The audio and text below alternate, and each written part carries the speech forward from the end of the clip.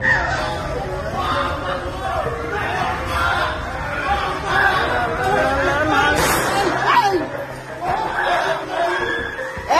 August পরবর্তী সময় বাংলাদেশে যা যা ঘটে চলেছে এগুলোর ব্যাখ্যা আসলে আপনি কিভাবে দিবেন? প্রতিনিয়ত খুন খারাপি ধর্ষণের থেকে শুরু করে ডাকাতি সবার প্রকাশ্য যা কিছু ঘটছে সবার জনসম্মুখ, এগুলোর ব্যাখ্যা আপনি কাকে দিবেন? এগুলোর দায়ভার আপনি কার ঘাড়ে চাপাবেন? এখন তো বাংলাদেশে শেখ হাসিনা নেই, বাংলাদেশে খালেদা জিয়া নেই, বাংলাদেশের একজন বিশিষ্ট ব্যক্তি যিনি নোবেল বিজয়ী যার নাম ডক্টর ইউনূস, তিনি বাংলাদেশের প্রধান। তো চলেন দেখে আসি গতকালকে রাত্রে যে এক স্বর্ণ ব্যবসায়ীকে কিভাবে নির্মম ভাবে তাকে গুলি করে তার কাছ থেকে স্বর্ণ অলংকার সহ টাকা পয়সা ডাকাতি করা হয় এবং সেটা জনসম্মুখ। এই স্বাধীনতা আমরা কিভাবে উপভোগ করছি অবশ্যই আপনি কমেন্ট করে আমাদের মতামত জানাবেন।